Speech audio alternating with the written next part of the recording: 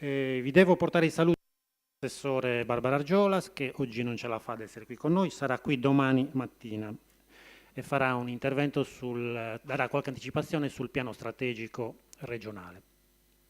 Ci raggiungerà invece fra un pochino il nostro coordinatore scientifico Joseph Jark, che come sapete al pomeriggio avrà un intervento molto interessante. Prima di dare l'avvio ai lavori, su sollecitazione di qualcuno di voi, vi voglio dare qualche dato su quella che è stata la stagione che sta andando a concludersi. Il programma è un programma biennale, per cui diciamo, prima della fine di questo programma 2018 andremo anche a avere una finestra sul 2019, quindi avremo altri 6 appuntamenti dedicati ad attrattori alternativi al marino balneare. Per quanto riguarda il programma di oggi, fra un pochino darò la parola a Jan, che ci parla di un progetto estremamente interessante, il progetto One Ocean, che è un progetto di sostenibilità ambientale sul quale noi crediamo molto e al quale diamo il totale nostro supporto. Subito dopo il professor Jarak, fondatore della società di consulenza 18 febbraio, che tra l'altro è la sua data di nascita, ricordiamo, non che la mia, per cui la società potrebbe essere anche la mia. Adesso dico due parole su David perché posso permettermi di scherzare con lui perché è un amico. Ha lavorato con Geasar per molti anni, è stato consulente di Atteri, è stato consulente di compagnie aeree, è una delle persone che stimiamo di più e alla quale ci appoggiamo di più quando vogliamo fare strategie di un certo livello. Per cui abbiamo la fortuna di avere oggi delle sue valutazioni, delle sue considerazioni, delle sue analisi di prima mano, per cui insomma è un momento estremamente importante. Nel pomeriggio, come vi dicevo, avremo Joseph Jark che ci farà come di consueto un approfondimento su uno dei mercati obiettivo, in particolare si concentrerà oggi sul mercato inglese. Dopo l'intervento di Joseph avremo una tavola rotonda nella quale coinvolgeremo di nuovo il professor Jarak, Joseph Jark e il professor Marcetti, che conoscete bene.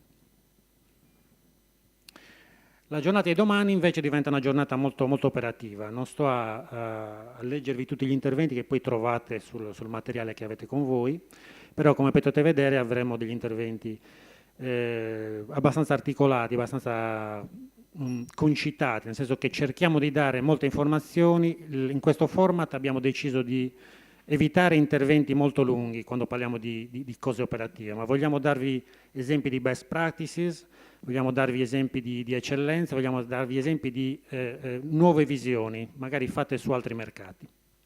La terza giornata, come sapete, è una giornata dedicata invece all'Educational Tour ed è riservata a operatori e giornalisti. Ancora un secondo, vi ricordo che avremo come di consueto una mostra all'Artport Gallery che inaugureremo domani. Ci sono delle foto strepitose di Carlo Borlenghi. Avrete qualche piccola chicca e la offriremo naturalmente ai nostri passeggeri che nel prossimo mese transiteranno sull'aeroporto di Olbia. Per tornare ai dati, in queste settimane, se avete dato un'occhiata alla stampa, avete visto dei dati abbastanza contrastanti. Il traffico cresce, il traffico non cresce, meno 10, meno 20, qualche articolista si è spinto addirittura al meno 30%. In realtà non sappiamo bene quale sia il fenomeno sulla ricettività, se il nero sta avanzando in maniera preponderante, però quello che possiamo dirvi è che dal nostro punto di vista i passeggeri in partenza, questo dato è aggiornato a un paio di settimane fa, il dato di oggi, mi diceva la collega Giovanna Loriga, è intorno al 7%, quindi il delta passeggeri tra l'anno scorso e quest'anno è circa il 7%. E la composizione, come vedete, è abbastanza differente, nel senso che cresce la componente internazionale più 11,2%, mentre invece rallenta la parte domestica, quindi la parte nazionale. Sulle torte che vedete in basso c'è un altro fenomeno estremamente interessante. Rispetto al 2017, guardate la parte in verde, che è la parte internazionale. Nel 2017, come vedete, il 48,7% era la componente internazionale. Nel 2018 la componente internazionale ha superato la componente nazionale e, come abbiamo detto più volte nell'occasione di questi incontri, è la componente internazionale quella che in realtà ha il maggiore potere destagionalizzante, per cui siamo molto, molto soddisfatti di questo risultato, che poi vi faccio vedere anche in un arco temporale più lungo, quindi dal 2010 al 2017. La linea rossa è l'aeroporto di Olbia, le altre due sono gli altri due aeroporti della Sardegna. Come vedete, il trend del traffico internazionale in termini di crescita è molto sviluppato sull'aeroporto di Olbia, diciamo che è un trend costante dal 2010, e un pochino altalenante sugli altri due aeroporti. L'aeroporto di Cagliari negli ultimi anni e soprattutto anche quest'anno sta sviluppando molto l'internazionale, per cui diciamo che i tre aeroporti in qualche modo, almeno 2 su 3, si stanno orientando ad una visione internazionale, che come ripeto è quella che ci dà qualche garanzia in più. Le due componenti, nazionale e internazionale, le vedete sulla sinistra. Vedete anche i numeri della crescita. Vedete che dal 2015 in poi siamo cresciuti in doppia cifra. Quest'anno rallentiamo un attimino, però insomma l'aeroporto di Olbia si avvia a raggiungere i 3 milioni di passeggeri. Sulla destra invece, con le colorazioni un pochino più vivaci, vedete un po' le destinazioni principali. Come vedete la Germania è la prima destinazione, la Francia è la seconda destinazione e via via le altre. E sono un po' le destinazioni sulle quali stiamo lavorando, no? Come sapete abbiamo fatto sulla Germania l'approfondimento del coaching, il mercato Francia, il mercato UK che faremo oggi, poi abbiamo la Svizzera, il Netherlands, l'Austria e così via. Piano piano andremo ad approfondire su ciascun mercato. Uno spaccato ulteriormente, diciamo più di maggiore dettaglio del traffico internazionale, che come ripeto ha superato il 50% del totale, e uno spaccato sulla stagionalità.